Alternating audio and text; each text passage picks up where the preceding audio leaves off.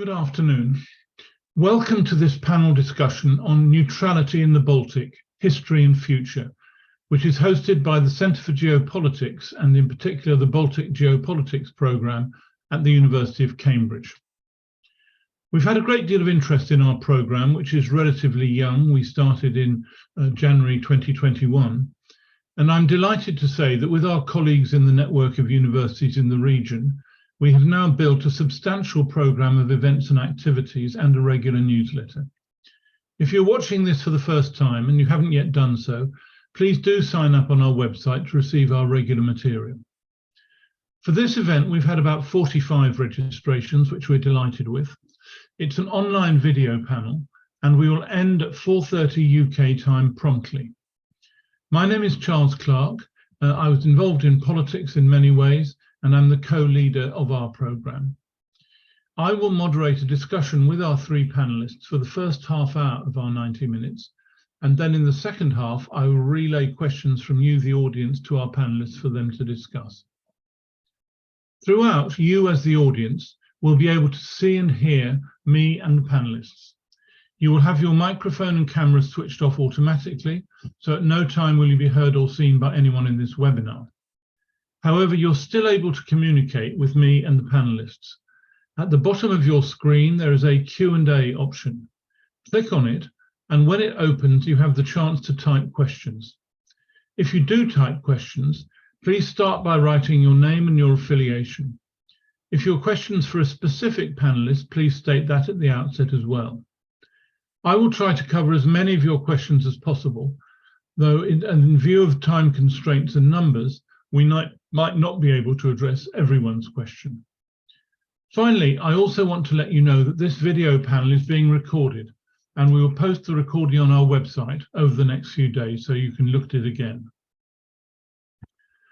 The background for this panel is that Sweden and Finland have reacted to Russian aggression in Europe by reversing their previous non-alignment and seeking to join NATO, so that now neutrality has all but disappeared from the Baltic Sea region.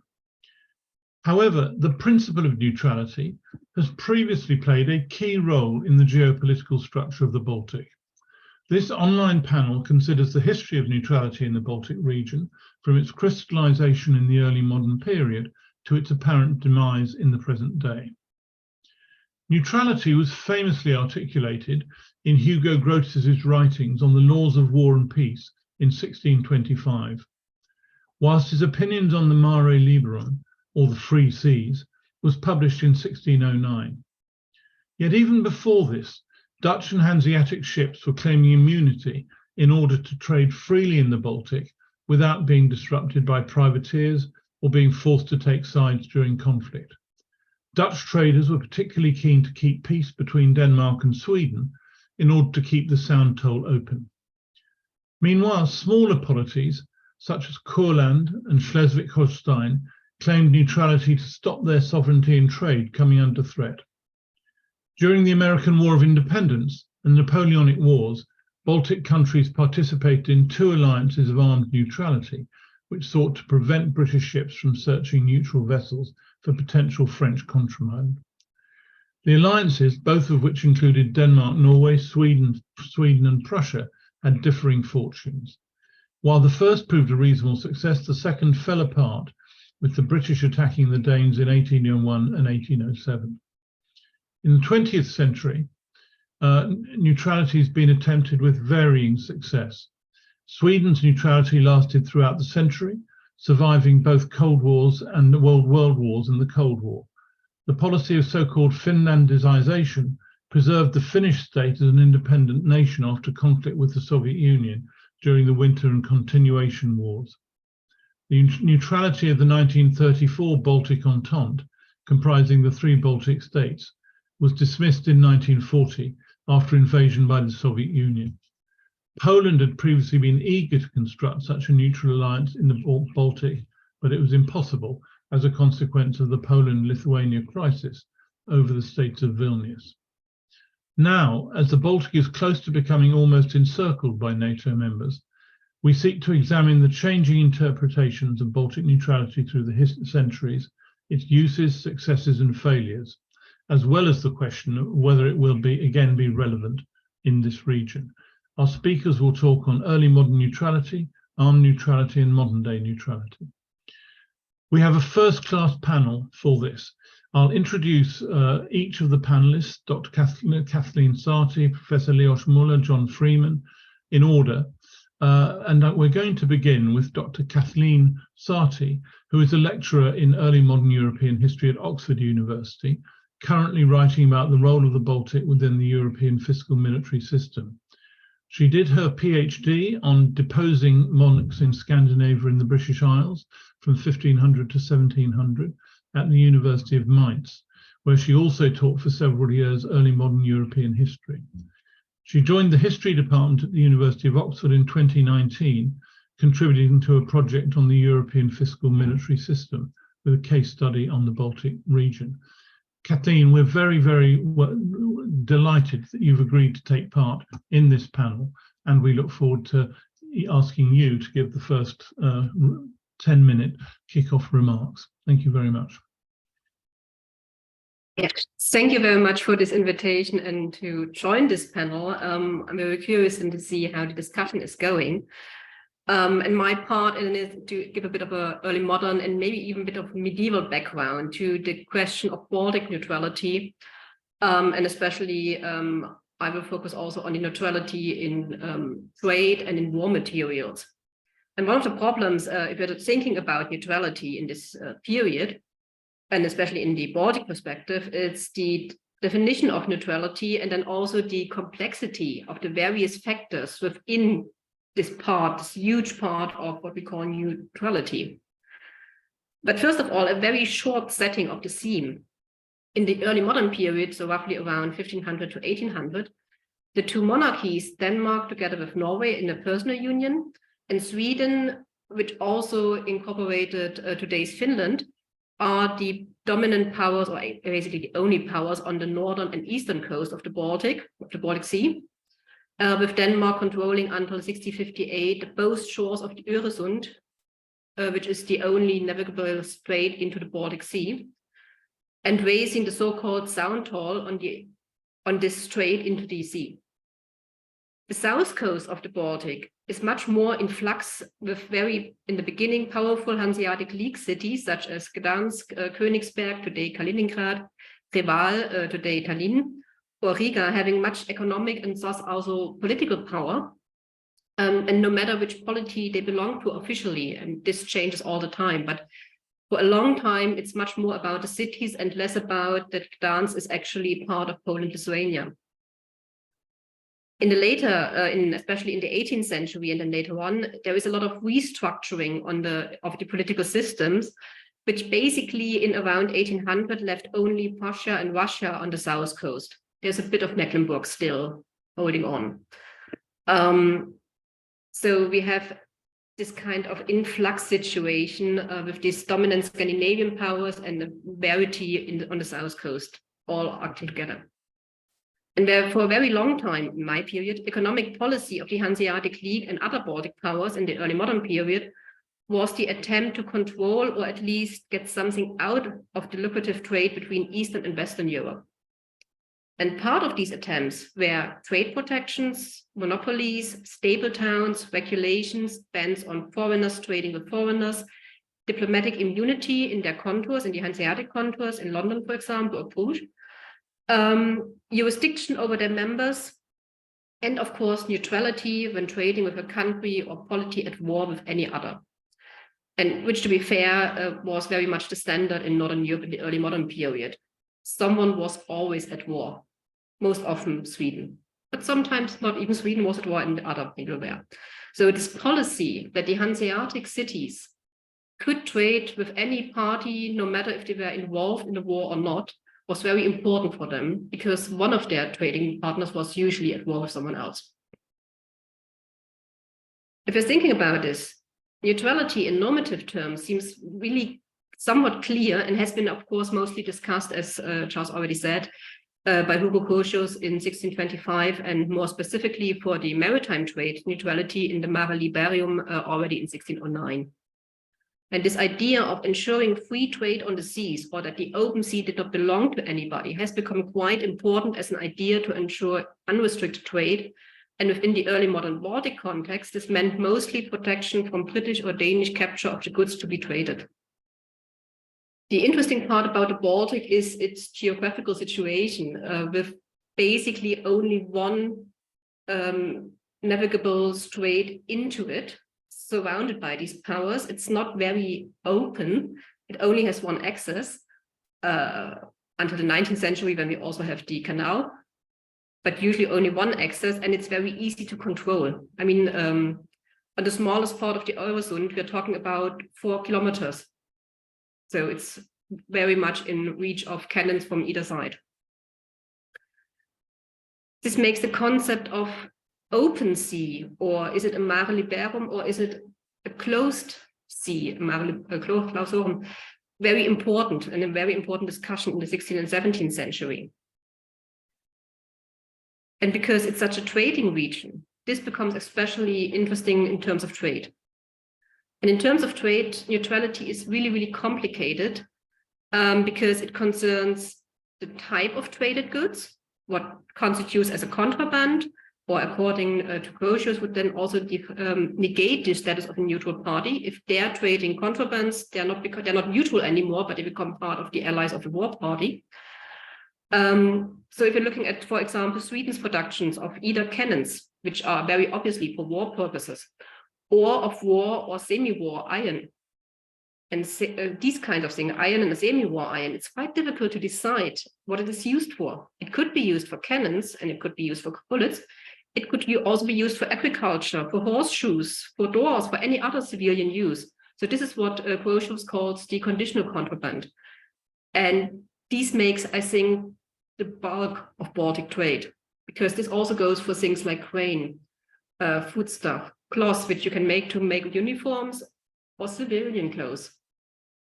In some cases, products such as tar and pitch, which is very important for shipbuilding, both merchant shipbuilding and war shipbuilding, there was such a demand, and it was only available in Finland for a certain time, that Sweden's government did control exports of these products by granting a monopoly to only one company.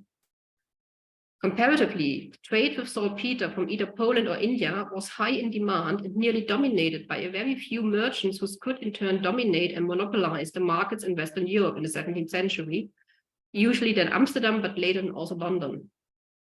So iron, tar, pitch, and saltpeter are all very obviously war-related products, even though they also had civilian uses, and they could easily be seen as illegal contraband in times of war, which, as I already said, is most of the time.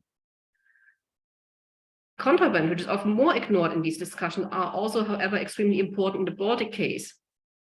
And here's very interesting, because the most contested product in the Baltic was indeed neither saltpeter nor iron, but salt.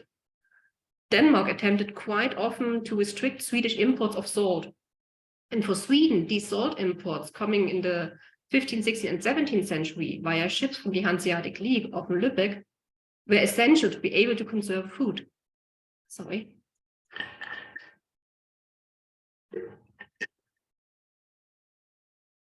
In terms of contraband or conditional contraband, the practice of the Hanseatic League was to insist on their status as neutral parties and resist all attempts to control their trade of their trading partners or try to confiscate their goods. So basically, we see this as I would see this as a conflict of ideas.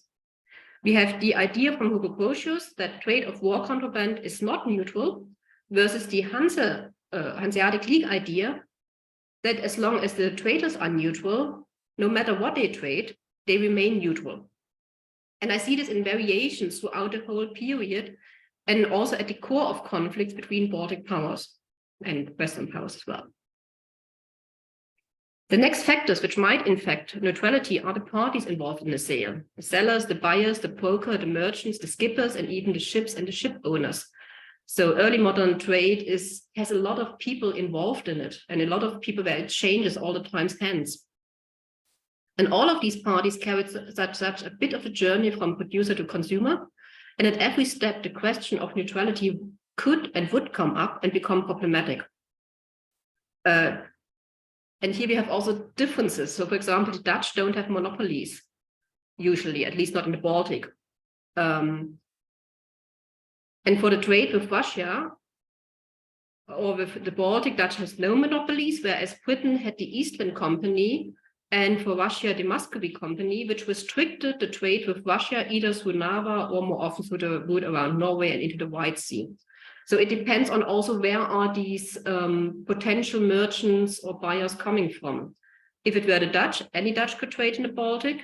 If it were from the British Isles, only merchants regulated by the Eastland Company or the Muscovy Company could actually go to the Baltic and trade there. Which from the Baltic perspective doesn't really matter. Whoever comes there is only allowed to trade with someone from the specific Baltic city where they arrived. And then it doesn't matter. So we have these, on the one side, who is allowed to trade. On the other side, in the Baltic, much more important is space and regulation in these spaces. And here's an advantage. I have been working in a larger research context with people looking also at Amsterdam, Genoa, or London. And then I was struck how different trade was organized in the various ports. Very concrete. While the trade with, for example, cannons is heavily regulated in the Low Countries, it's not so much regulated in the Baltic. However, the Baltic region heavily regulates who was allowed to trade where and what. So foreign trade was only accepted from specific towns in Denmark. A foreign buyer could not just go to the place of production and buy there, at least not in the 16th, 17th century. So we have these kinds of competing ideas and competing practices coming together in this Baltic trade, because Western Dutch trade is differently organized than British trade, and this is also differently organized than the trading towns in the Baltic, which makes this concept so very important. And to bring this to an end and go into the modern period, it's the Baltic in the early modern period was an area of continuous warfare, of intense production of war and naval materials, and of trade with contraband, conditional contraband, and also purely civilian goods sometimes. And the idea of neutrality was mostly used, at least in my opinion, as an instrument of economic power or of political power to ensure economic power. That's why I've been going on about trade and neutrality in trade all the time. Thank you. Kathleen, thank you very, very much. I found that absolutely fascinating, actually, and what you've done is put the foundation of economic behaviour right at the centre of this discussion, which is extremely valuable and helpful. Thank you very much indeed, Kathleen. Our next panellist is Professor Leos Muller, who's from the University of Stockholm, where he's a professor in history and also director of the Centre for Maritime Studies. He is the author of a very comprehensive analysis of this subject called Neutrality in World History, which was published in 2019. Professor Muller, we're delighted that you've can join us this afternoon, and we look forward very much to what you have to say. Thank you very much. Thank you for your invitation. I'm looking forward to our discussion on the very actual issues of the Swedish and Finnish application for NATO membership.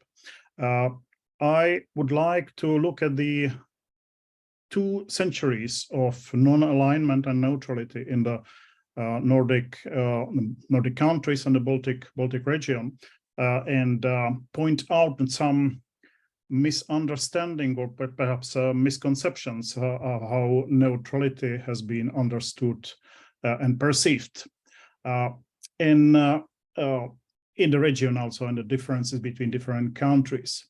I think it's important to start with understanding that neutrality means different policy for different states. That when we talk about Swiss or Swedish or Finnish or Austrian neutrality, it means quite different things.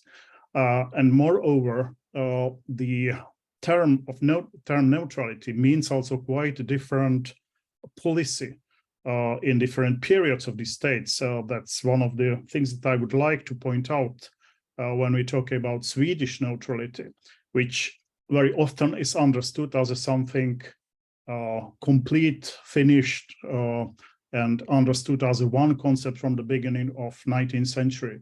Actually, the neutrality in Sweden had changed quite a lot during the time, and the understanding of what it means, how it has been used, has changed very much, which also I think makes it more comprehensible, understandable, why Sweden could do that very quick change last year at the moment of outbreak of the war in Ukraine. When we look at the 19th century concepts of neutrality, so I think it's important to understand two very different kinds of neutrality.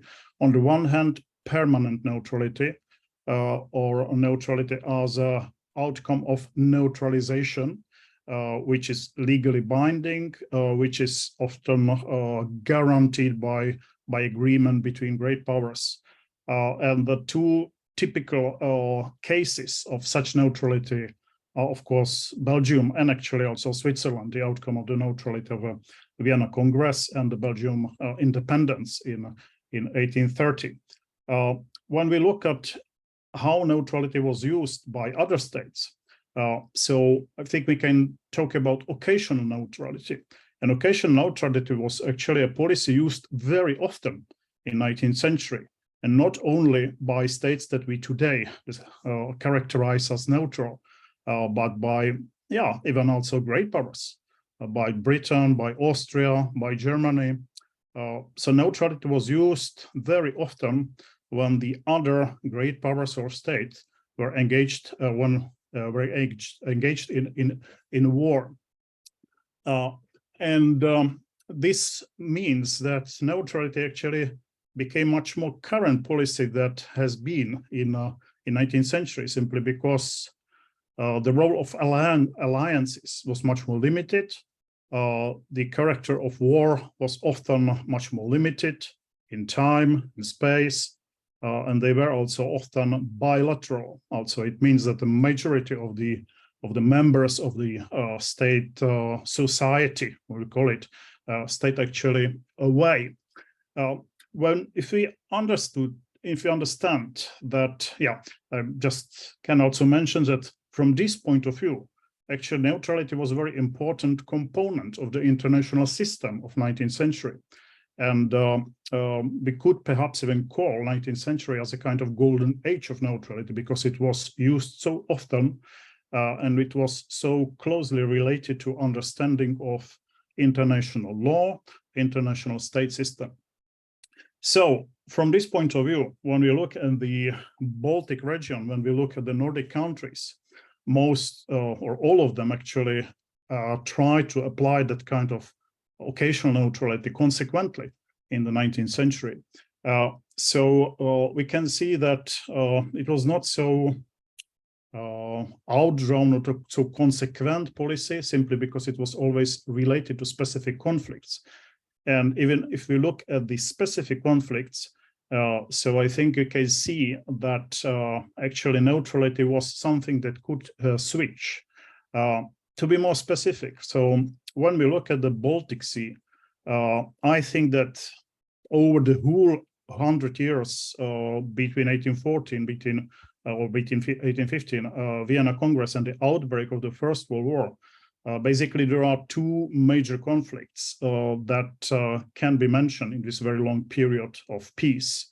The Danish-Prussian or Danish-German War, 1864, and the Crimean War between Russia and the alliance of Ottoman Empire, France, and Britain on the other side.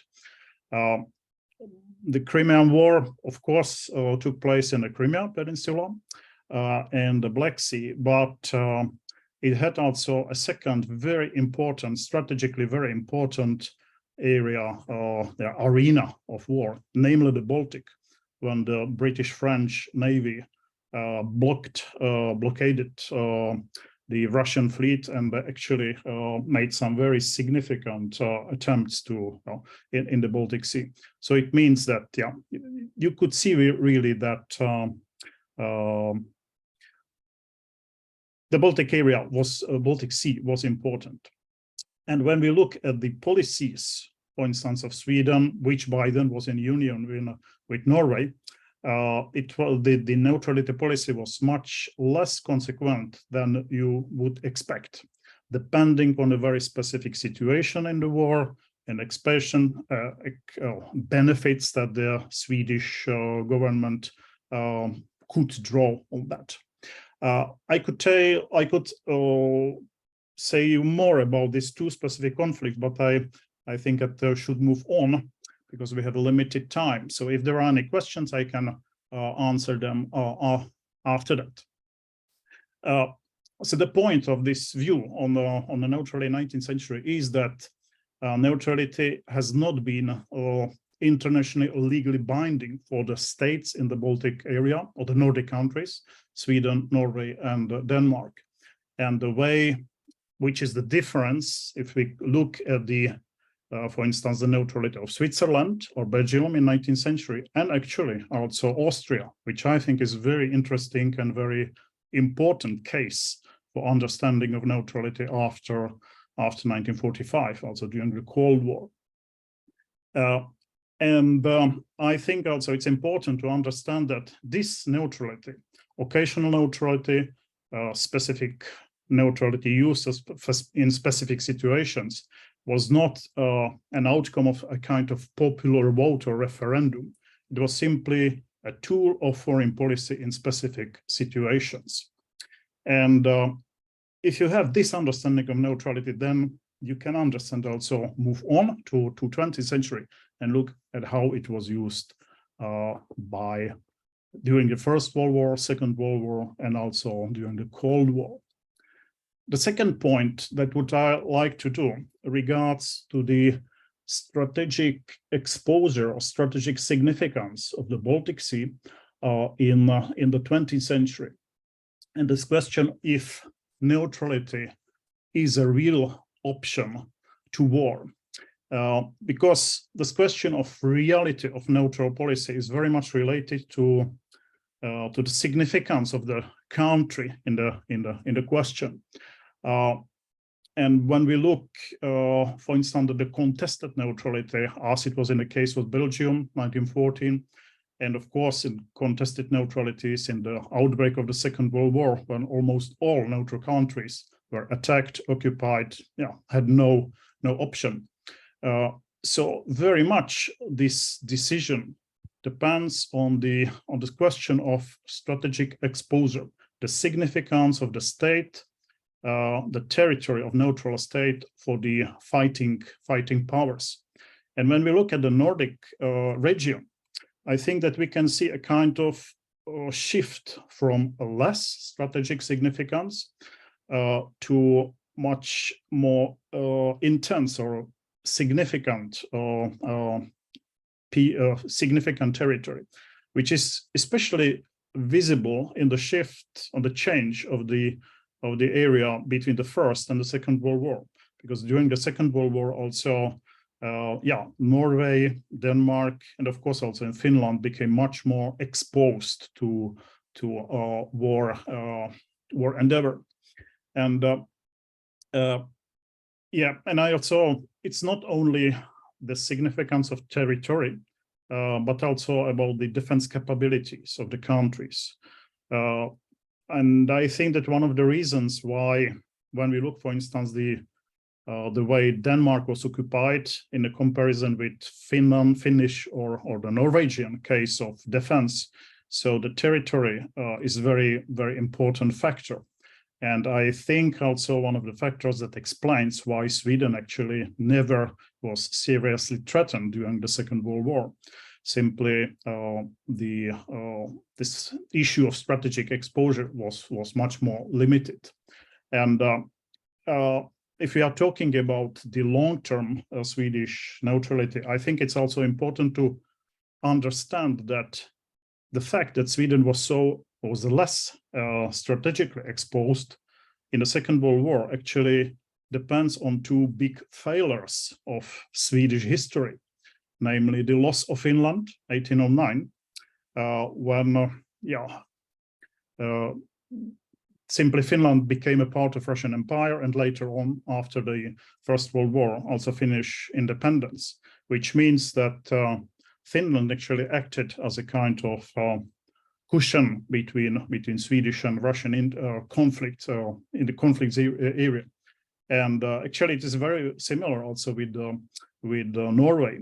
When we look at the 19th century union between Sweden and Norway, so if that union survived 1905 and the dissolution, so most probably the Swedish neutrality wouldn't be possible to uphold neither in a Second World War. So again, this is not so much neutrality. Also, is very much an outcome of outside forces, combined with the structural possibilities to act, also capabilities to defense, the strength of the army, the significance of the country. The third point that I would like to do regards Sweden, more specifically now Sweden in a post Second World War world, also during the Cold War, 1945 to until these days application for NATO. And in this time, the non-alliance and the neutrality became a kind of acknowledged factor, a kind of identity, Swedish identity, historical and popular identity, and also an image of Sweden as a special country, economically successful, but also very significant as a neutral actor on the international arena, but also a kind of moral superpower because of neutrality, was considered as something morally much more important. But what we often misunderstand is that Sweden's neutrality in the Cold War was very strongly related, chained, I would say, to Finland's position, Finland's situation, and actually Finlandisation. And there was a kind of deal between Soviet leadership and Sweden that any additional step regarding Finland's situation, any attempt to impose communist rule or perhaps even acquire Finland, was directly leading to Swedish NATO membership. And this must be understood. So Sweden's neutrality in the Cold War period is related or chained to Finland's Finlandisation, to Finland's foreign policy options or lack of options, but also the fact that Finland succeeded to keep its independence in spite of the fact that it was defeated or was on Hitler's side and during the Second World War. And this chained security interests of Finland and Sweden are actually also very important to understanding for this very quick switch of Swedish position regarding NATO membership last year. And you have to understand that Swedish defense strategy and the security situation has always been related, linked to Finland. There was a joint collaboration regarding defense plans between Finland and Sweden and so on. So neutrality, yes, but neutrality, in fact, a kind of neutrality alliance with Finland. And when this alliance now has been under threat or appeared under threat after Ukraine war, so there was no option. And the final point that I would like to make is related to also shift of neutrality, shift of the view of neutrality in Sweden after 1989. During the Cold War period, this was very positive view of neutrality in Sweden because it worked so well during the Second World War. And also because we made Sweden such important actor during the Cold War period, not least in the United Nations, not least in the international arena. When you think about Olof Palme's significance, for instance, in Africa or Asia. and his critique of Vietnam on the one hand, and the critique of critique of United States in Vietnam on the one hand, and the critique of Soviet's policy, for instance, in Czechoslovakia, another. But when the dichotomy, superpower dichotomy, disappeared between 89 and 91, that advantage of neutrality disappeared, and instead we got in Sweden a debate about the negative sides of neutrality, especially with the focus on the Sweden's role during the Second World War as a collaborator of Hitler, as a state that didn't do enough for saving Jews, both in the 1930s for immigrants, but also during the Second World War, and in spite of the fact of the knowledge of Holocaust.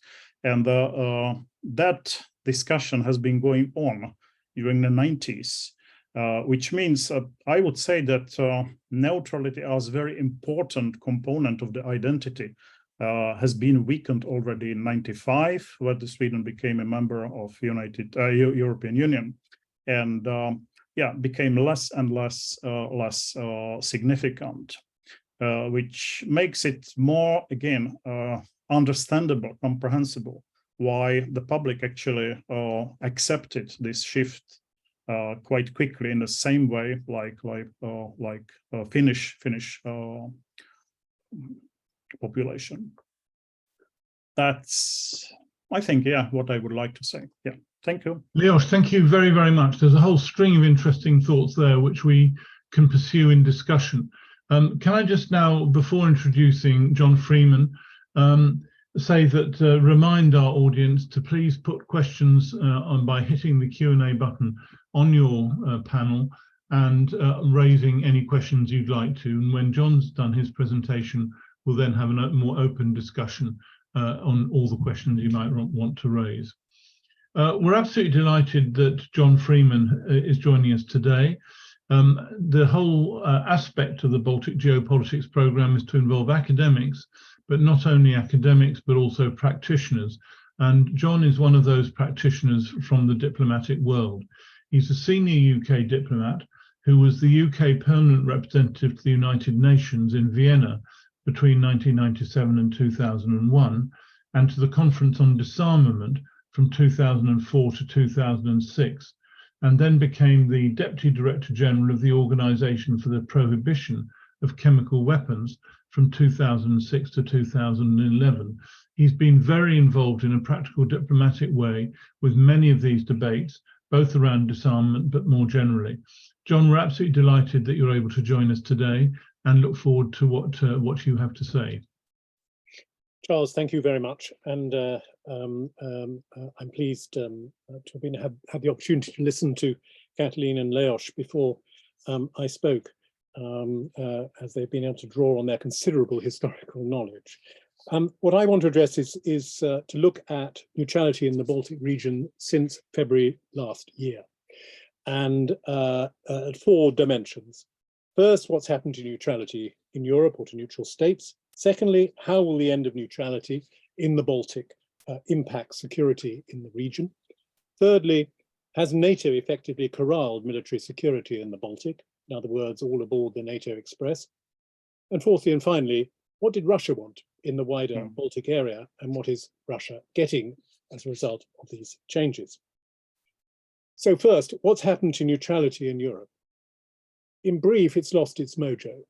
It's lost its resonating sort of quality. The road to security represented by neutrality has become uncomfortable for all European neutrals, and for Sweden and Finland untenable by their own decisions, of course. The wider view is important and I think instructive, because neutrality in Europe was already losing traction even before February 2022, partly for the reason that Leos touched on post-1989. Individual neutral states plus neutral and non-aligned grouping in Europe were both weakening their hold. There were end of Cold War effects and a reduced salience and utility of neutral and non-aligned groupings, which had been so important, for example, in the context of the Conference on Security and Cooperation in Europe, now the organization based in Vienna. The EU has had a centripetal effect on attitudes as well. Membership by neutrals in the mid-1990s, but they've taken rather different approaches.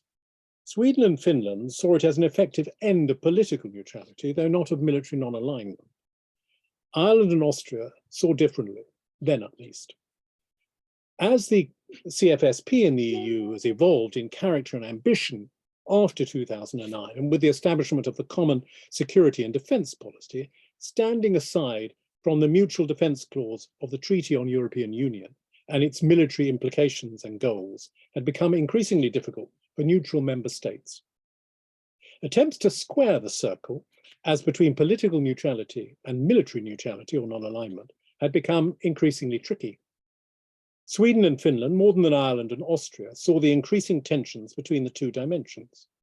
And after the invasion of Ukraine, the question for all European neutral states, including even Switzerland to some extent, has been, what is there left to be neutral about? Secondly, my second area or dimension is, how will the end of neutrality in the Baltic region impact security? In other words, will it be a safer or less safe neck of the woods? It's become more complex in the wider Baltic area as a result of the decline of neutrality and following the invasion of Ukraine. It's also in some ways become more predictable. For example, there are more players on the regional pitch now. Engagement by Sweden and Finland is much more predictable. Their neutrality had hitherto made their positions in the event of conflict uncertain. And enhanced NATO force levels with Finland and Sweden, both already militarily serious, increases the alliance's spending. They're already, Finland and Sweden hitting 2% of GDP, the alliance's spending target, to add to the also high levels of expenditure comparatively by Poland, which is at about 3% and aiming for 4%, according to their government, and the Baltics at about 2.1 to 2.3%. The other point I'd touch on is the longer border with Russia that we now have. Its effect, frankly, is unclear. An already enhanced regional consciousness led by increasingly assertive Poland and others, and I won't go into all the various initiatives they've been, but they all do relate to the question we're talking about, whether they're in the Bucharest Forum, the Lublin Triangle, the Three Seas initiatives. I won't go through all of those, but we could talk about them later if people wanted to. All of this assertiveness in the region itself, plus widening NATO membership, are transforming the Baltic security picture. Very briefly, the nuclear threshold is uncertain. And of course, the border with Finland is part of the reason for that. Might it be lowered if more extended Russian conventional forces feel outmatched or threatened in the future? Overall, how is Baltic safety and security to be assessed? Certainty of strength and intention is the best guarantee. Sweden and Finland are adding positively to that guarantee. And in any case, in front of a revanchist Russia, neutrality was and is no guarantee of security. I could just mention two slightly out of the picture today, but you would take Moldova and Georgia, both of whom have sought or tried to maintain neutrality, has not really helped them. My third dimension, is it a case of all aboard the NATO Express? Well, we all know NATO had an existential crisis at the end of the Cold War. It had lost its enemy. And even Russia had a new home in the NATO-Russia Council. And NATO had partnerships growing all over the world. But Russia politically was set on a bumpy road in the early years of the 21st century. And it's the ex-Warsaw Pact allies, especially its near neighbours in the Baltic area, who took less comfort and had fewer illusions about Moscow and its intentions than many in the western part of Europe and across the Atlantic. Even the neutrals, in other words, were getting a bit edgy too. The effect was, of course, an expansion of NATO, relatively straightforward in a sense, with Poland and Hungary and the then Czechoslovakia, much less straightforward when it came to expanding further.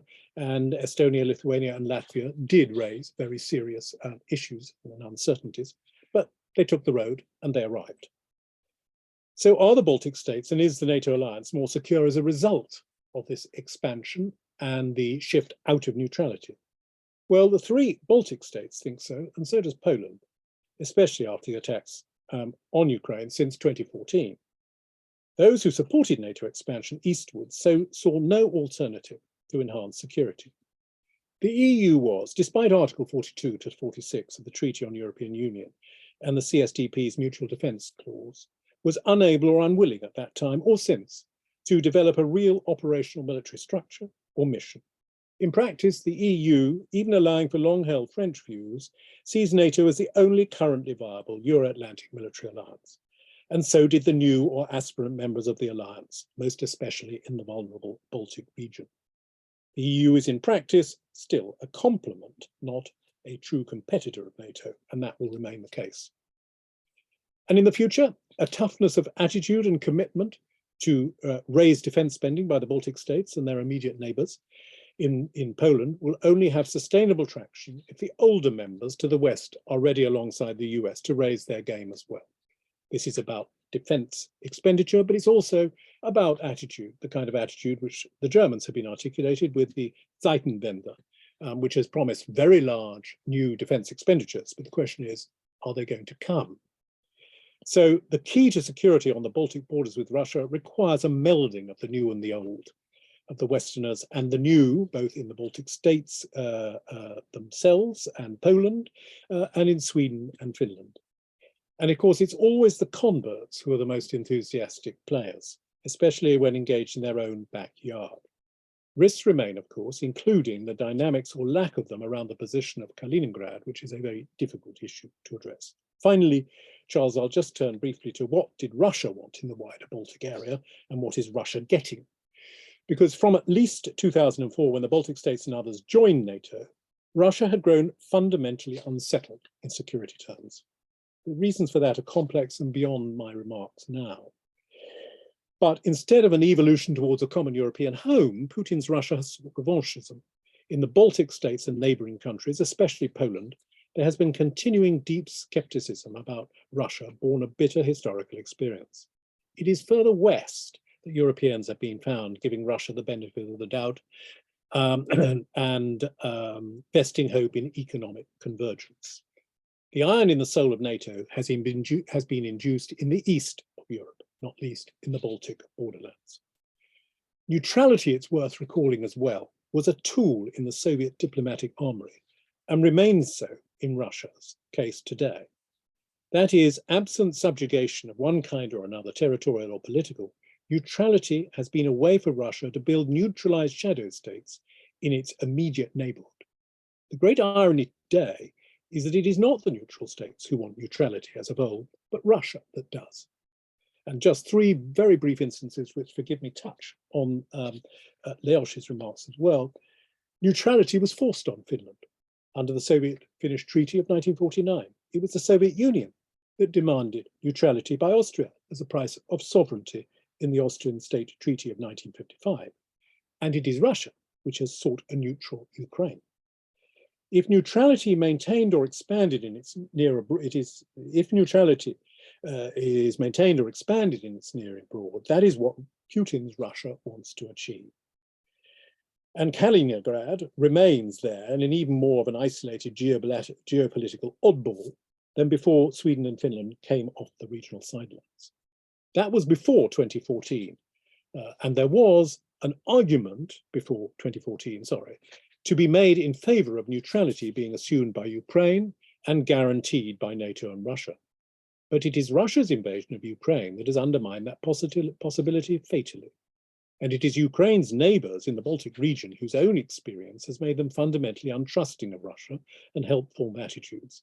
The future of neutrality in Europe was curtailed by Moscow's actions since 2008, far more than Stockholm's or Helsinki's.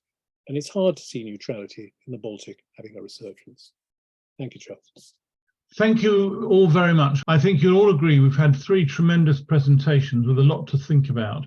And I'm trying to work out the best way to proceed because there's so many issues. The economic issues that Kathleen started with, which still remain absolutely central. Leosh's point that neutrality means different things for different states and different policies for different periods is an immediate challenge to us. What does it mean for this period? And his point about, reinforced very much by what John said, about neutrality being imposed from outside, in very many circumstances. And then John's summary of where we are today, with some interesting points about the possibility or not of neutrality in the future. I'm going to go first to two of the Q&A points which have come in. Firstly, from Dmitry Manevsky, who says, can you maybe give some insight and explanation for the Finland abandonment of neutrality? From the outside, he says, it seemed like there was no internal opposition to the initiative to join NATO. I don't know, Leo, should I go to you first, as you're up in the Nordic countries at the moment? How would you answer that point about the debate in Finland about the issue of abandoning neutrality and joining NATO? Well, I think, as already also John mentioned, so in the case of Finland, so neutrality was very much imposed from above, from Soviet, as a kind of deal that made Finland to keep its independence, to keep its democratic system, to keep its capitalism, but also making its foreign policy completely depending on Russia, on Soviet, which we called Finlandisation. And it means also that in Finland is, when I'm talking about this strategic exposure, so there is very strong feeling of strategic exposure and has been there historically. That's also the quite, I think, important difference between Sweden and Finland, as public perceives their neutrality. In Finland, they perceive it as imposed. It's enforced. There is very much the experience of the Winter War, the Second World War that plays. It's in the mind of the people. So neutrality is seen as something that the Russians pushed on them. And you can see very clear shift towards Europe directly after 89 and 91. So Finns are much more enthusiastic about joining European Union and changing their security policy, and finding the ways how to cope with Russian threat. And still in 90s, so Russia followed international law. There were attempts to make deal with the West. I mean, the collaboration with the NATO. You can say it, but this policy apparently changed after 2008, and especially with the war with the start of the war in Ukraine with Crimea and the Donbass. So there is very little option for Finnish in Finland for looking at neutrality as something that's its option for future. So I think it's quite different, interesting difference if you compare with Sweden. We had actually a debate and quite a lot of protests about the abandoning neutrality and joining NATO. But at the same time, and I think it's what I also try to stress in my talk, is that looking at the security interests, looking at the foreign policy, what the public think is, especially when we're looking very small countries, it isn't so important. It was very interesting to see in Sweden, where the Social Democrats that has been pointing out how important neutrality has been for all the time, switched just in a couple of weeks. And I think it's understandable regarding the blatant aggression from Russia's side. Thank you very much indeed. John, do you have any responses to this question about the Finnish abandonment of neutrality? Well, as an outsider, I'd just make a couple of points. First of all, I mean that, as I said, Finland was forced into it, and it only even got out of the treaty in 1992. The treaty remained until 1992. So Finland was escaping from a kind of straitjacket. It was also moving, and this applies, it seems to me, as an outsider, Leos may disagree, that there had been, of course, a domestic political, economic evolution in both Sweden and Finland. moving, towards the right to a more liberal economic position. And that had altered the landscape, the receptivity, it seems to me, in both those countries. But Sweden had always had the freedom of maneuver. It had elected to be neutral. Finland hadn't, and had had years of Finlandisation. And the final just element to add, which I touched on, Charles, is I think the effect of the EU. Joining the EU has meant that Sweden and Finland, with integrity, have seen that there is a real difficulty of managing this commitment to a common foreign and security and defence policy and retaining an absolute neutrality. Thank you, John. Kathleen, I'm going to ask you now whether you've got any comments on this particular Finnish discussion, but I know you'd also wanted to raise questions with the other panelists about, for example, the role of the Arctic as a border region, and has neutrality got anything to contribute to that discussion? But Kathleen, perhaps you could first say anything you'd like to on the question that I've raised here about Finland. Yeah, and I think it's connected to the question I then later have. And but going back to Leos's point about Finland becoming the new Sweden in terms of this thing, it's, I think, not to underestimate. In my period, in the 16th century, for example, we have a very long-lasting war between Sweden and Russia, which is mostly on the backs of Finland.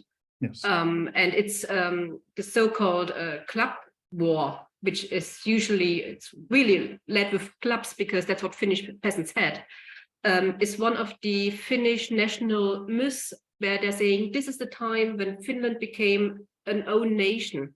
So there's a lot of discussion in the 18th, 19th, 20th century still about, how every nation has this kind of founding myth. And for Finland, one of those founding myths is this war against Russia in 1595, 1597, when they were part of Sweden, and what's going on there. So I think this also contributes. There is a longer historical perspective in the way of not so much being neutral, but perceiving Russia as an other, perceiving Russia as a threat, definitely. And of course, they have a very, very long border, which leads me to this point of it's not just Karelia, but it's also the border in the north. And I think Sweden has in this case, advantage, and maybe also a much different discussion because they don't have a direct border. And Finland does, and there is this. I know only a bit about it, so it would be very interesting to see what you two, John and Leos, think about this.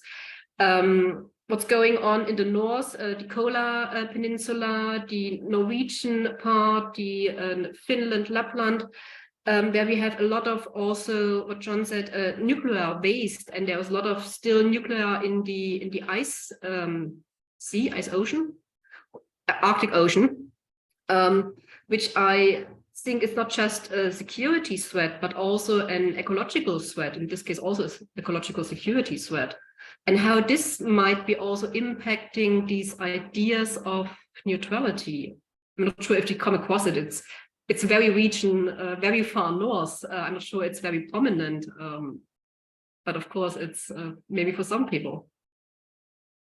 Okay, so to Leos and John, any thoughts about this question that Kathleen's been raising about the border regions in the north and the Arctic? It's become, of course, an area of great interest at the moment, but the question whether neutrality has anything to contribute to our discussion and thoughts about this. I know it may not be a field of expertise, but it would be very interesting to hear what you have to say. Leos first, have you got any observations on this? Actually, I just can agree with Kathleen that the region is very interesting or very important, increasingly important, not least because we expect that a lot of traffic will go around this area when because of the climate change, the ices will melt, and yeah, there is also this environmental issue, but yeah, perhaps I can add one thing that already we have touched a little bit on that, looking at the long perspective. So of course, Russia has been always the biggest threat to Swedish state, but because of the Finnish independence, so that changed. Now there is no direct direct border, and also all these wars that Sweden fought against Russia, they are gone. But also all these wars were fought on the Finnish territory, on the Baltic territory. Actually, the final battle between Sweden and Russia took place in northern Sweden, just outside Umeå, but in 1809. But it's yeah. Thank you, John. Any comments on this?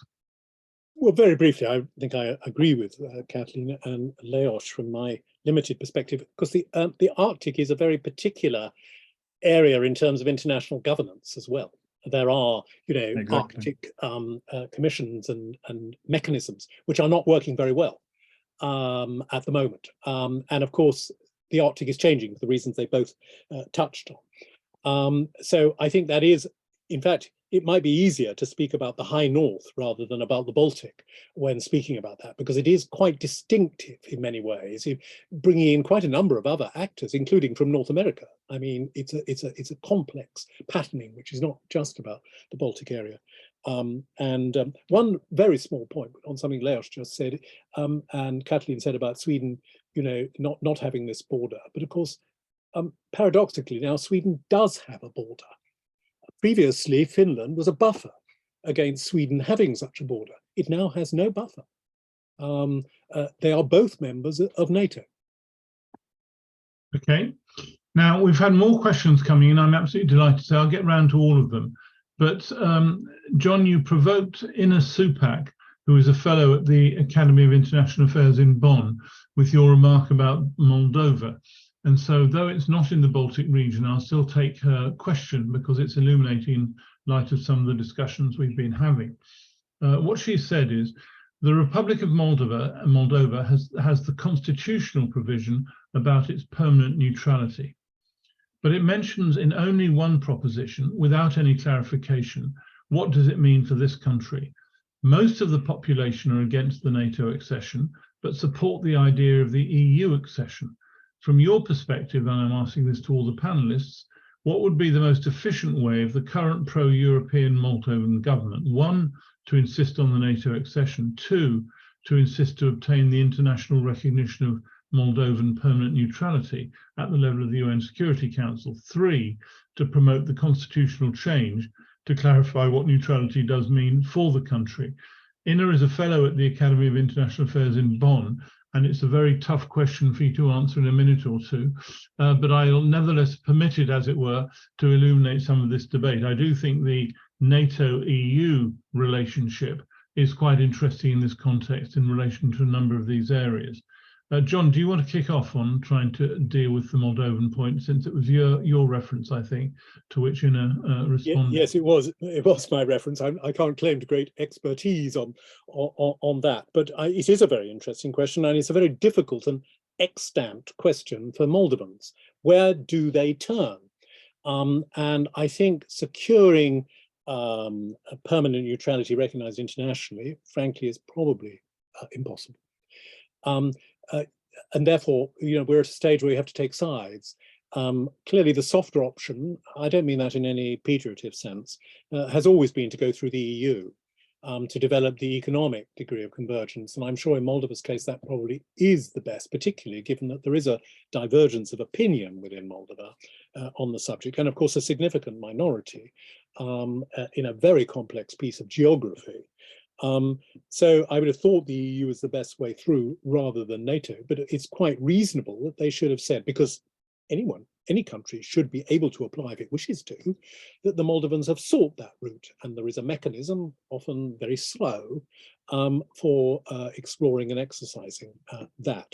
And a key position on all of this will be the position taken by Romania. Of course. Leos, any observations on this question of Moldova? Is there anything you can add to the discussion? Well, perhaps. I think many former Soviet republics attempted to say that we declare themselves neutral. I think also, was it Turkmenistan or one of the republic in the Central Asia did it too. And actually, John already mentioned that Ukraine in my book, actually, I used some, I remember, some review of public opinion neutrality in Ukraine. And I think until 1914, there was a majority for neutrality. Or maybe not maybe 2013, but for quite a long time, Ukrainians actually saw neutrality as a better option than joining NATO. But neutrality combined with European Union. But obviously, as a neighbor of Russia, so neutrality is not a security option. Thank you. Thank you very much. Kathleen, any observations on Moldova?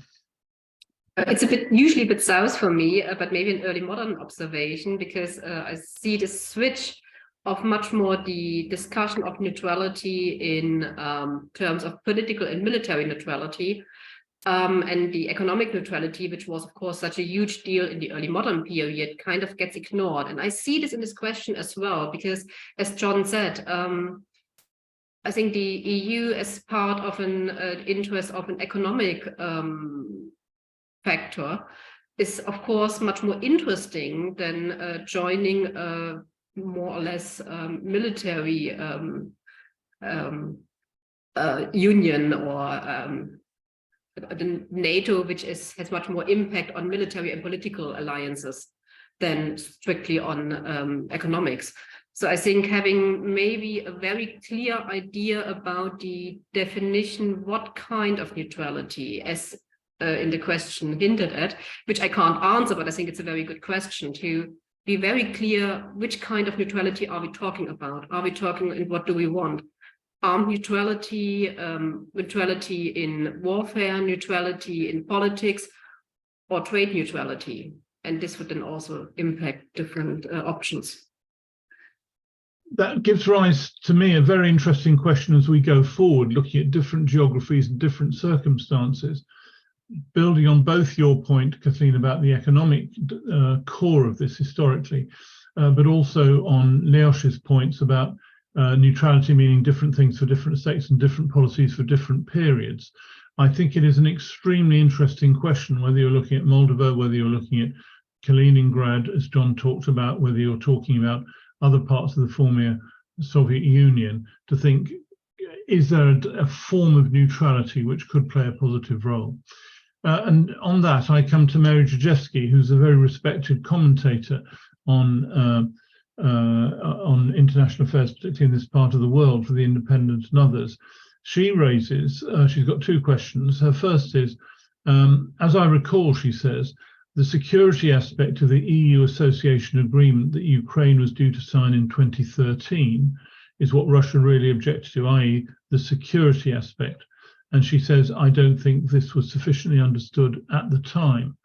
I wonder, Leosz, if you have any recollections of that and have any comment to make on her recollection, and in particular the point that this wasn't sufficiently understood at the time in looking at Russian responses.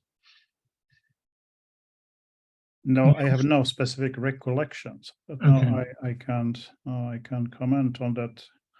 No. John, do you have any recollections of this? You're muted.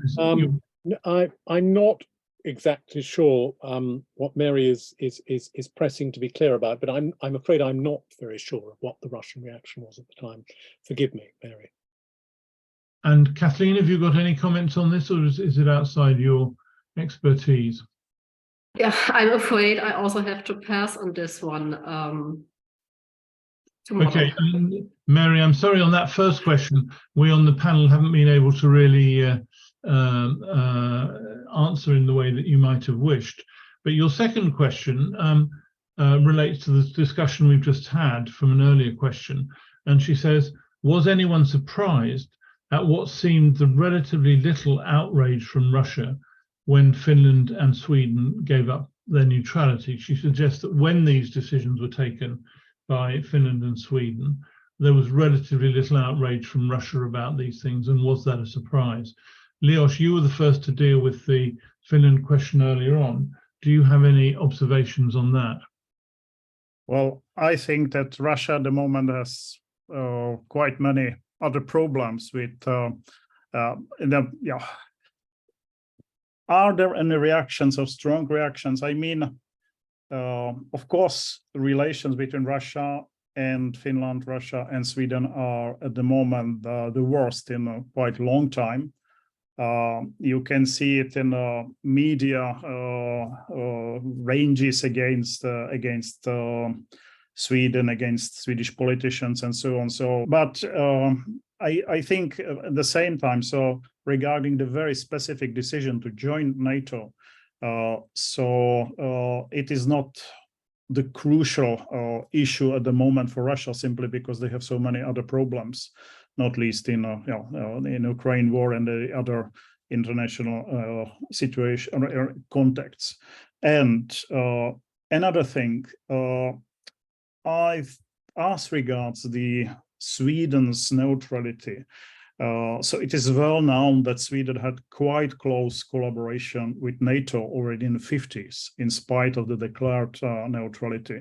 And the Soviets' position regarding Swedish neutrality shifted very quickly between the 50s and 60s from saying, well, Sweden is not real neutral, they are actually collaborating with NATO, to a much more positive view of neutrality in the late 60s and 70s. I think John mentioned that because Soviet saw neutrality as a kind of neutralization of dangerous areas. It was the same with Austria, also with the very gloomy plans of making Germany, United Germany, a kind of neutral state. Neutrality from the Soviet point of view was seen as a way to make a quite secure zone, and I don't think they were surprised of the shift, of the change, not least because, as I said, all these historical reasons. Yeah. John, do you have any thoughts on the Russian response to Finland and Sweden's decision? Yeah, well, I think it's a very interesting question, and I agree with some of the points, particularly that Leos has just made in answer to Mary's question. But first of all, there was an initial very sharp reaction, actually. I mean, they were really quite noisily threatening about it. But then that was subdued. And it seems to me that one point is that Russia has been intent, Putin's Russia has been intent on not giving the impression that circumstances have been changed to their disadvantage. They have no interest in making too much noise about it, actually. It's in their interest to play mum. Well, they didn't really matter very much anyway. That in terms of PR hand. But I think the other and final point from me is that they never really regarded them as neutral any longer anyway. So the fact that they suddenly pulled down a neutral flag, didn't really change things that much. And furthermore, it's a very curious border with Russia, it seems to me, very long, but it's never one that actually NATO would ever choose if it were ever going to do anything, which it isn't, of invading or something. It isn't a border you'll use. It's a defensive border. But I think probably, and certainly I think the point Leos made about Sweden and Finland is an important one. Sweden had a lot of relationships with NATO countries, notably with the United States in the earlier period. And that, of course, didn't go unnoticed. And Russia's already had some issues with Sweden of a sort of quasi-military kind over submarines in the Baltic Sea around Sweden, etc., all of which have played a part in their mutual perceptions. Thank you. Kathleen, anything you'd like to say on this? Yeah, I think we are coming a bit back to this question of EU and NATO. And as John said, Sweden and Finland as part of the EU matters as well. But also, I think from the early modern perspective, what I see very prominently in the early modern period, is the attempt by Russia and before that Muscovy to have a Baltic port. That's what's all about. Before Peter the Great then succeeds with St. Petersburg and the victory in the Great Northern War and the establishment of Russia as Baltic power in the 18th century. If you look in the 16th century, there is already this attempt. It's always about access to the Baltic Also, basically roughly the same as the Sweden trying to access the Northern Sea via Gothenburg. So they have, because the technology is all about ships. In the early modern period, if you want to go anywhere, if you want to transport anything, if you want to have any kind of, not just making anything with your immediate neighbors, then you have to go by ship. So access to the sea is so essential, which I don't think it plays the same role anymore in the 21st century. I mean, we do have airplanes. We do have other means of transport. We do have other means. I mean, shipping is still very important, as we saw when the ship was stuck in the Suez Canal. But still, I think compared to the early modern period, the access to the Baltic Sea does not seem so much essential to Russia anymore. I think they have other options. At least I would say this from the early modern point of view. That's very helpful. Now, we've had a tremendous range of comments and discussions. We've got about 10 minutes left. And just to say to the audience, if any further questions want to come in, they're very welcome. I'd just like to pursue a couple of the themes which came in right from the beginning. And firstly, to begin with Kathleen's theme on the whole question of the economic basis of the idea of neutrality in the early modern period, as she described extremely compellingly in her presentation at the middle. And you talked about the domination by trade, the issues of the Hanseatic League, and so on. How do you see that today in contemporary terms? I'm going to ask all three, but start with Kathleen. Are the economic factors still as important, or is it all military? Is it just political in a general sense? Obviously, there's a different dimension of so-called sanctions, which are big issues in relation to a number of these things.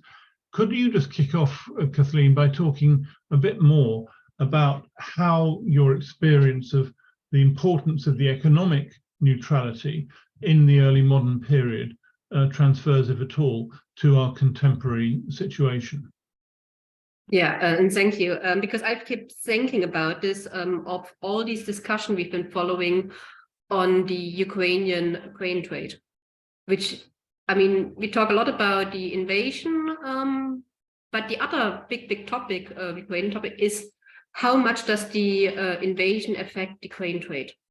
And I think this is a very central topic, which is an economic topic, but it's also hugely political topic, which forces polities today to act, to ensure there is exports of Ukrainian trade, which is not just important for Europe, but very much important for Africa, of course. So this becomes very soon a global problem because of this war. And I think this is something which has been shown how important it still is, and how central to ensure that this trade can go on in some terms.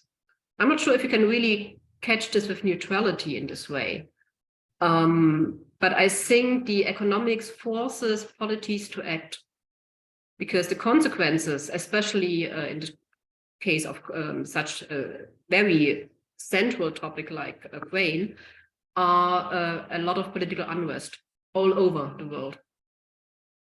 That's very helpful, thank you. Leos, you've studied neutrality globally very comprehensively. Where do you think the economic dimension sits in this discussion today? I think it's still very important, as also what Kathleen mentioned. We haven't talked about the distinction between maritime neutrality and territorial neutrality, which is, I think, is really crucial for understanding neutrality as a long-term concept, simply because maritime neutrality is a realist policy. Territorial neutrality in early modern time is not really realist. But maritime neutrality, the neutrality of the flag, neutrality of a flag that is carrying goods, and all these conflicts that Kathleen mentioned about the character of contraband and so on, is really, really crucial. it has been crucial. Historically, that's when we are talking about the neutrality of Sweden, Denmark, United States, the Dutch Republic, and early modern time, and actually until 19th century, it's a neutrality of flag. That it's a neutrality that makes these distant countries that are distant from the battles, from the arena of fighting, profit quite heavily on that. And it's exactly the same situation today. Even if we are not talking about the neutral flag of Turkey or neutral flag of India or neutral flag of China, it's obvious that these countries are profiting enormously on the war in Ukraine, and not least on the fact that United States and the West, the collective West, imposed sanctions on Russia, but these states didn't, and they can make money on that. They make money on transporting oil, transporting grain, getting intellectual capital, and so on. So it's still very crucial, and I think it's if we are talking about this neutral economic aspect, so it's really tricky to, for instance, to look at the role of Turkey, because on the one hand, the Turkey is second most important member of NATO. On the other hand, it's a country that didn't participate in sanctions and carrying out a kind of neutral policy regarding the conflict in Ukraine. So it's very strange. On the other hand, the traditional neutrals like Finland and Sweden are very clearly on the West side and against accepting sanctions and so on. So just these two. Maritime neutrality is still very significant, and perhaps neutrality as a term is blurring reality at the moment. Thank you very much. John, any comments on the economic aspects of all this? Well, slightly indirectly, Charles, the thing that actually hasn't been mentioned about neutrality at all, really, including by me, is that at the moment, much of the discussion that has been generated as a result of Ukraine is not just about military invasions and the horrors of that. It's about value systems and a rules-based international order, which has fairly readily been responded to by Sweden and Finland by deciding to join NATO because of their EU dimension, etc. But actually, if you look at two countries outside of the immediate Baltic area, namely Switzerland and Austria, they've got into quite a pickle about this, actually. I mean, the former head of Deutsche Bank referred to the Swiss as the Kremlin's willing helpers in the way that they have not fully implemented sanctions, an economic dimension of the current conflict, and of the idea that they and the Austrians have gained economically through continued trading patterns compared with others. Of course, it's not just the two neutrals. Some other European countries have been taking advantage of that too. But it seems to me that is part of that discussion. I don't know that it's defining neutrality, Charles, but it is saying that neutrals have been forced to take sides or have willingly taken sides because of the values they've seen in play. And the economics have then been a part of that larger picture. Thank you very much. Okay, we've got one final question that's come in, which links very well to the one I was going to ask, which is about the future of neutrality. Can it be a positive weapon in trying to get more stable solutions? It's from Brian Trim, who's a lieutenant commander in the Royal Navy, and he says, "Whither Kaliningrad?" And again, that's a touch on the previous discussion we've had. "In military strategic terms, Kaliningrad appears to have changed from a wedge with potential to separate bulk of the NATO from the B3 and from Sweden and Finland. Now it appears more like a fortress surrounded by NATO. Neither side can ignore it. How might we expect," Brian asks, "Russia to steer Kaliningrad's future?"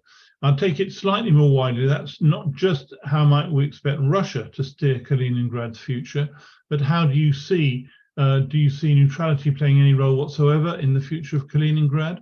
But as I go through the three of you, and I'm going to take you in the order which you contributed, I'm going to ask you also to give any wind-up remarks you have on the whole of this discussion we've been having. So Kaliningrad, but also wind-up remarks, and I'll take the three of you, and then we'll close what I think has been a tremendous discussion today. So let me ask, first of all, Kathleen, for your comments on both Kaliningrad, but the wider questions as well. Yeah, so Kaliningrad, Königsberg obviously played a huge role. Although I'm, as a historian, usually extremely bad to have any kind of predictions about the future. But I just can't. I think it's a conundrum which is hard to see how to get a way out of it. In the early modern period, having a part of a polity which was separated from the main part was not that problematic, because this is just the way polities were organized. But since the 19th century, and this idea of one territory became much more influential, obviously this has become much more difficult. So I don't see the role of Kaliningrad as separated from whatever polity it ends up being as very, very long sustainable. And because it becomes always either a fortress or a wedge or something which has to be externally supplied and so on. So I think this is a very, very interesting point to see how this will develop, and if there are any bright ideas. I'm afraid I don't have any bright ideas in this part as well.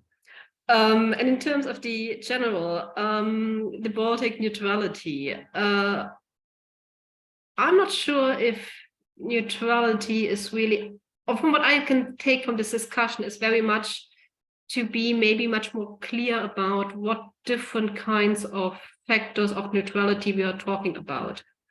And not, because as also Leos pointed out, there are very different understandings of neutrality. And if we also had in the question on Moldavia, how this, in terms of political, military, economic, cultural, whatever kind of neutrality, the role of sovereignty of different kinds of things, it wasn't enforced or not enforced.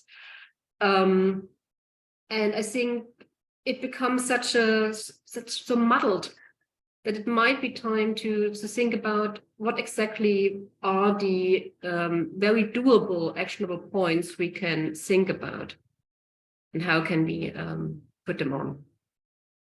As a non-academic, I would say that final point that Kathleen's raised is a really great point.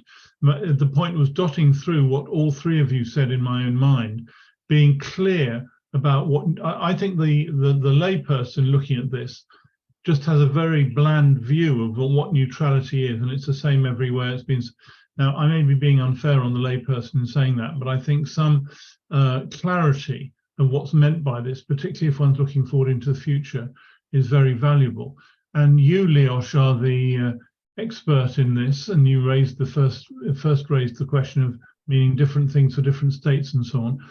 Leos, what are your comments on Kaliningrad and any more general points you'd like to make? I would like to start with the more general points. We haven't mentioned about the contradiction between collective security and neutrality. And I think it's really crucial for understanding of neutrality's future, because at the moment we are moving more and more, not least with the NATO membership and the NATO's special role with expanding NATO. So we are moving towards a kind of collective security solution. And it's not for the first time when we look at the 20th century history. So we had a League of Nations, that the founding of League of Nations was understood as the end of neutrality. But after 10 years, so many members of the League simply jumped on the neutrality track again. And I feel that can be something similar with the United Nations, that is apparently very weak at the moment. And perhaps the NATO is a way to replace United Nations, at least in European context, as a way of collective security solution. But it doesn't work really, because when you get more and more complex organization, the members are doing problems. Like we have NATO, but we have Turkey, we have Hungary, and so on and so on. So that's one point, the contradiction between collective security and neutrality that I think is still saying that neutrality actually can have some role, but most probably I would perhaps use another term, because neutrality is so clearly linked to the legal understanding of neutrality and the understanding how we have seen it in the last two centuries. Even in future, we will need a kind of mediator in situations with two belligerents and so on. And if we understand neutrality as a kind of mediating role in political terms and security terms, in economic terms, I think there is definitely a future for that kind of neutrality. Thank you very much. And anything to say on Kaliningrad? I think I have no specific answer on that. It's a tricky situation. If we are trying to say something about future, I guess that we can get something similar in Crimea. We'll see, but seems to be that that's the Russia's option in future, with the kind of these fortresses around that are threatening the neighbors. Yeah. Thank you very much indeed, Leos. John, any comments on these questions? Briefly, Kaliningrad is one of those problems that it's very hard to see what the solution is. There is an obvious solution, actually, and if I were being facetious, the obvious solution is Kaliningrad becomes a little Liechtenstein and becomes an offshore financial services place and serves Russia, etc. But that isn't going to happen, of course, and I did use that facetiously. But alongside that, the geopolitics suggests Russia's not going to give up Kaliningrad at the present time, given all its revanchist tendencies. It just doesn't make any sense, I think. So that's, I'm sorry, not very much on Kaliningrad. My wind-up thought is, on the one hand, what's left to be neutral about if you have a values-based approach. But all neutrality, it seems to me, I hope Leos doesn't disagree, is contextual. It's all about where it is, what it's about. It's not necessarily about alliances, it's contextual. I think we may come to regret the demise of really useful neutrals, because they've been a very helpful interface at various points as intermediaries. And we've still got a couple, one that's particularly valuable, namely Switzerland. But otherwise we haven't, and we may come to regret the loss of that. Well, I'd like to say thank you very, very much indeed to our three panelists. I hope you'll all agree that it's been a very interesting and worthwhile discussion. This is the end of the video panel. Thanks to all of our panelists, and also to remind you that you'll soon be able to find a recording of this event on our website, the Centre for Geopolitics website, and to urge you to sign up to receive regular information.